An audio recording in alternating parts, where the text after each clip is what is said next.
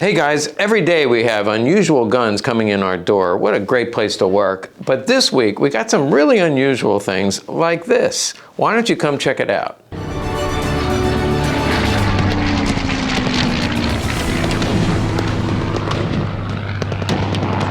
Okay, I'm going to start with these two Liberators. They're pretty uncommon. Actually, the Liberator can be very expensive, like a couple $1,000s, particularly the box ones. But these are replicas. I think it's Vintage Firearms that made these years ago. And these sell in the, I think this is around $500-600.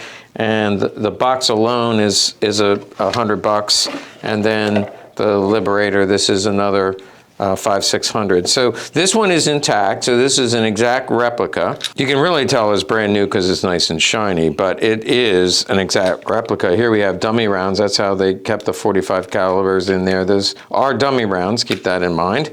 So they're in there, they rattle around. Pull that out, pull this up, and it does fire. So this is an exact replica, and even the box is a replica and it has the little dowel to get the rounds out. There is not an instruction manual, so this is an exact replica. However, it is a cutaway, and it does fire. So a cutaway and the real thing, nothing in that box. Speaking of boxes, here's a boxed PPK. Now, last week or so, maybe it was 2 weeks ago, I did a boxed PPK that was absolutely beautiful, but I said the box is not matching to the gun. I think it was 20 digits off. This one, the green label is gone. I don't know, it doesn't even look like it was there, but I assume it was issued with a label. There is no label. There is a handwritten serial number which matches the gun, but generally, this is the box without the matching label. Here's the original manual, and the contents, as usual, there's a spare magazine, there's 3 dummy rounds, those are silver bullets, dummy rounds. This is the early tin with the milk can oiler. And let's take a look at the, down inside there is also the cleaning rod. And the original cellophane. So this is in plastic, but there's the original cellophane that held the cleaning rod. And then look at the gun itself, probably 99.5%. Look at the front, no cracks on the grip, just absolutely beautiful. So this all comes together. The only way to make it better than it would be if it had the matching label, but we are going to offer this one. The next one is an SS gun. And the reason we know it's SS is because it is in the correct range. Here's my copy of my book is on the website if you want to look up the ranges. And then you can see right here that is numbered on the slide before they started numbering the slide. They started numbering the slide at around 250,000. This is 205, 205,000. So serial number matching here. The only thing it's missing is the matching magazine. This is a very nice magazine, correct for the gun, but it would be matching right here if it came with the gun. This is an SS variation. It does have quite a bit of wear. You got wear here and wear on the slide, but not really pitted or rusted at all. So it's a good pickup if you're looking for an SS gun, and aren't we all? Next, I'm going to show you this Walther PP. It's got the red grips. We've done video on the red grips before, but also that plum hue here. You can see kind of a reddish color, rose color, plum hue, whatever you want to call it. A little bit of wear, and you can see how plum it is here and in here, but then the slide is blued. Now this is in the 328,000 range, and you can see the Waffen stamps. That's actually Waffen 359, which means this was issued to the military. It went to a German officer, comes in 7.65 with beautiful red grips. Just a great looking Waffen-proof gun, and it comes with this holster. Now, usually, the AK holster, this style, would not come with a military gun, but I'm keeping them together because this is the way they came, and it has a Waffen stamp right here. Now, I have to say, on the DRGM AK holsters, I've never seen a Waffen stamp there, so to me, it's highly suspect. It's there. I can't really read the writing because it's a bit of an overstamp, but there is a Nazi eagle and a Waffen stamp underneath it.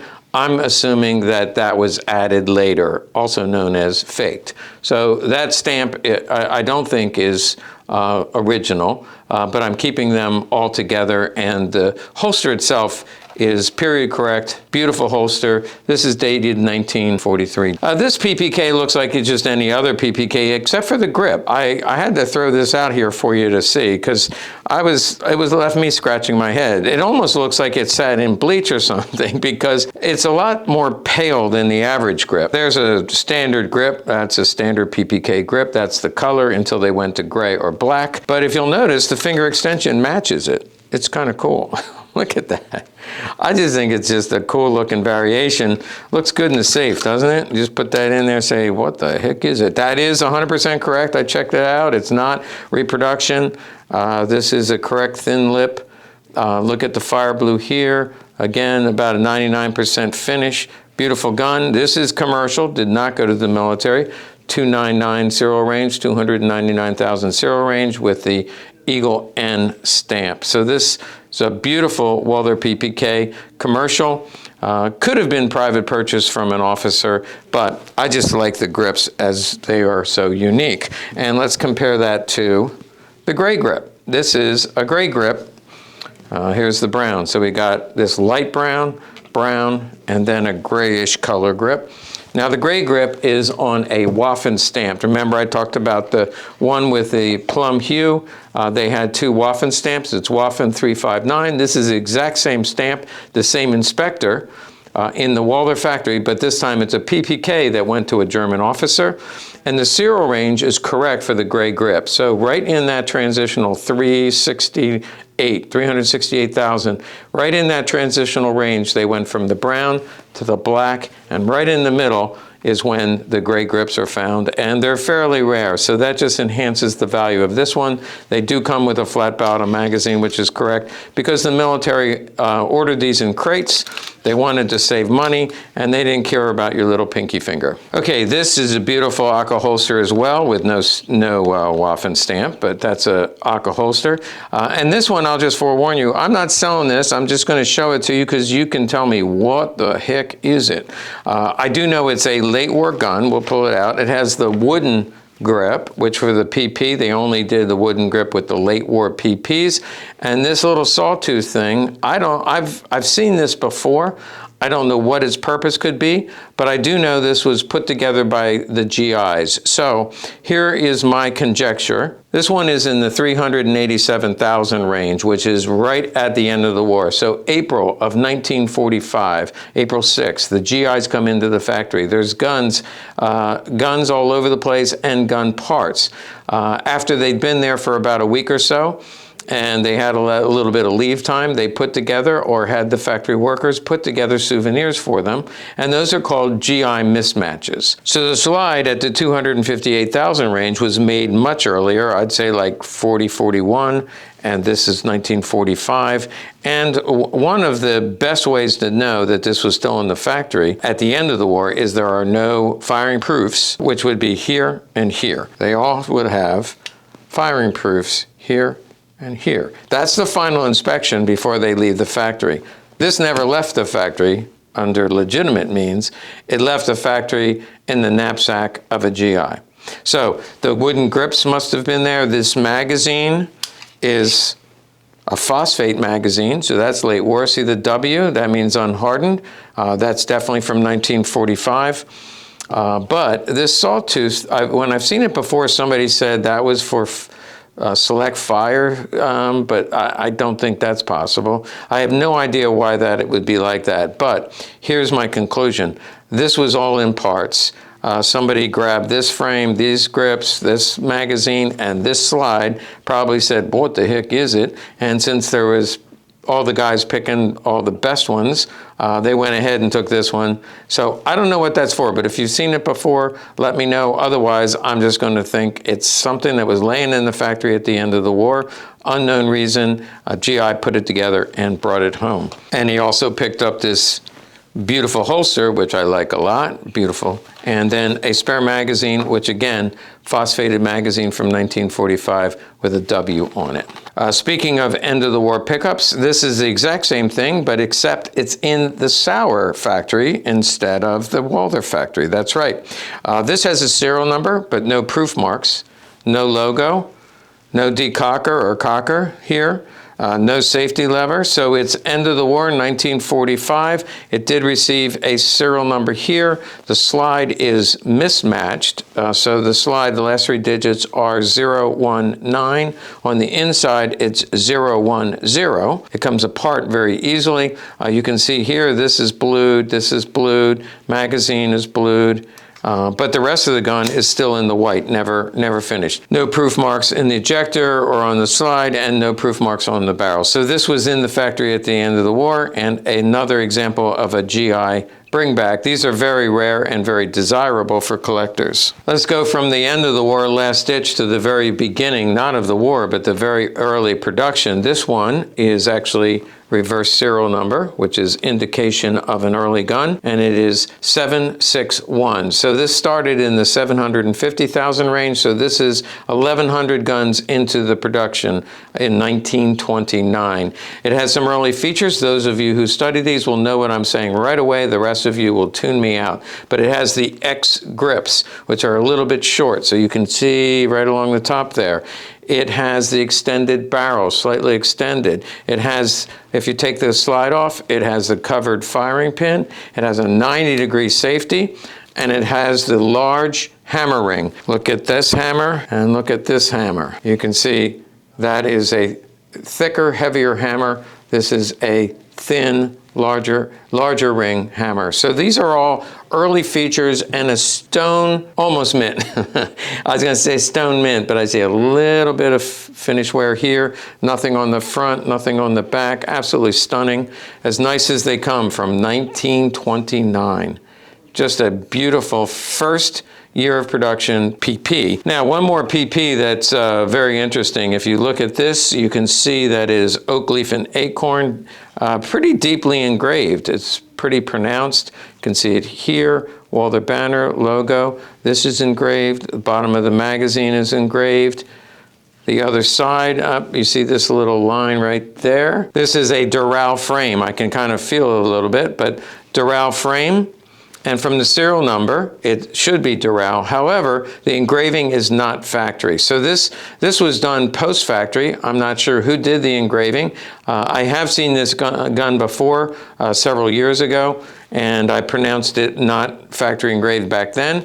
I saw it again, I said, this looks familiar. This is very distinct, but again, this is aluminum, distinct oak leaf and acorn, but again, not a factory engraving, done sometime after. And it would be the GIs bring home their souvenirs. A lot of times they had the Germans, German engravers who were unemployed.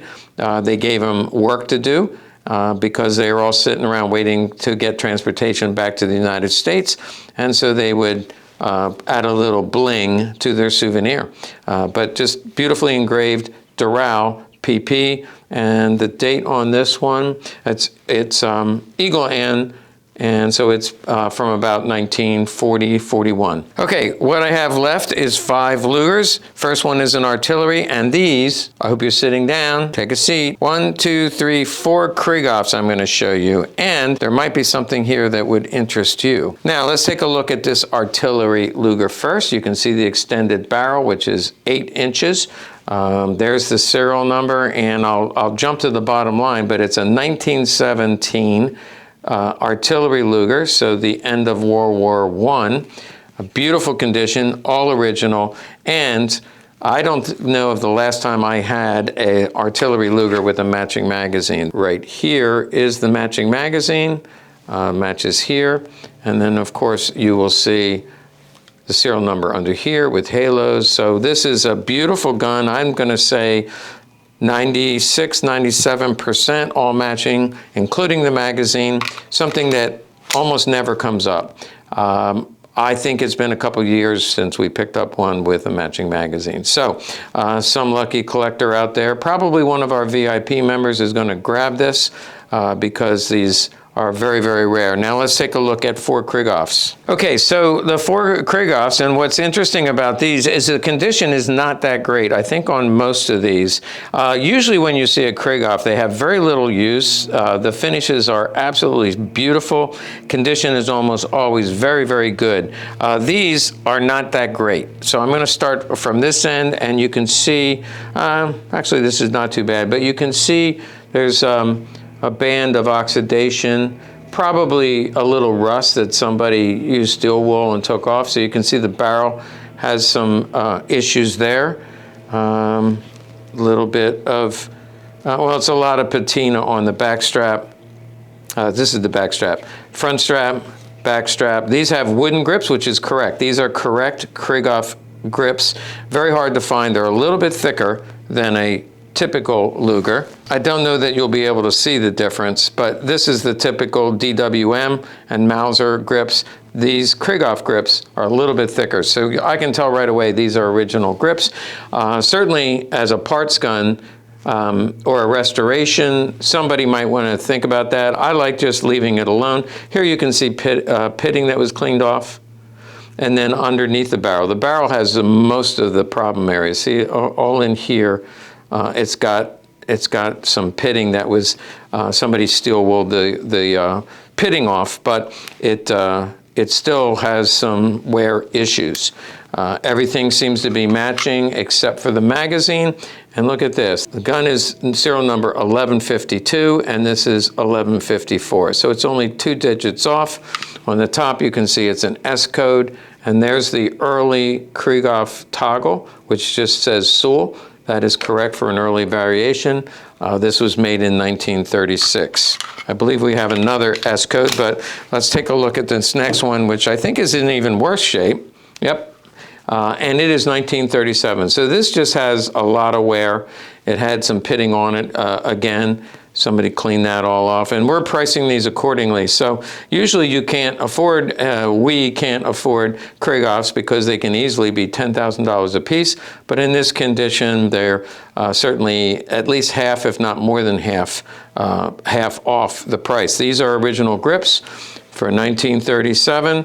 There's the Krieghoff logo, and again, this is matching. This is a matching side plate, but somebody put something on there, took off all the finish here and here. This could be replaced because that's shiny and nice and not straw finish.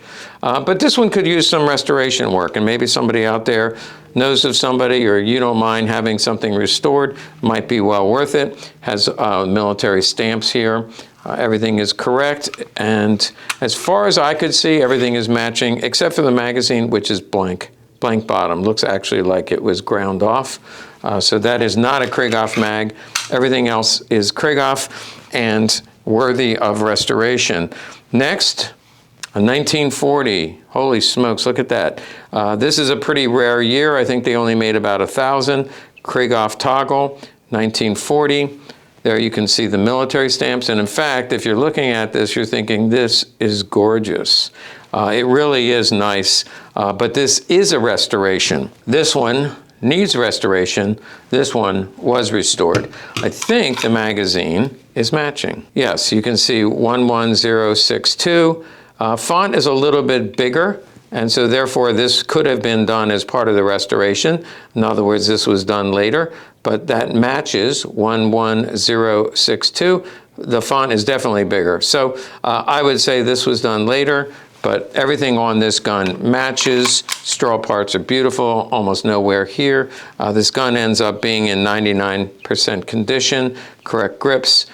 So this would be a nice addition to somebody's collection, and it's going to be about half the price of an all-original one. The final Krieghoff is, this is blank, so this is going to be a commercial gun. You can see the Krieghoff logo here. You can see a tiny star right there, which is the proof mark for a commercial gun, but also You probably can't even see it. There is a Krieghoff stamp here, a military Krieghoff stamp. So what I suspect is this went through an inspection period, and then they had an order for an individual, not the Luftwaffe, but maybe a party official came in and said, I'd like to have a Krieghoff. So this was taken off the assembly line. Some of the parts have military stamps, but the most important part, the receiver itself, there's no date, and it does have the star, which indicates it was commercial. It does not have the P for private sale, and the serial number is 10684, and the proof marks are Crown N. So not Eagle N, so it's not 1940 or later, but Crown N. So this had to be made 37 or 38. Again, a lot of the parts are not numbered, but what is numbered looks like it's all matching. And again, the magazine is not numbered. So we got a blank bottom magazine. This one does not look like it was ground off, but a blank bottom magazine. And this is not made by Krieghoff. So there's our 4 Krieghoffs. We had an S code, a 1937, a 1940, and this would be a commercial Krieghoff. All of them at greatly reduced prices over what you would pay for one that was all correct and original. Hey, thanks for watching. Make sure you go to our website because these are going to become available soon. It's, of course, legacy-collectibles.com.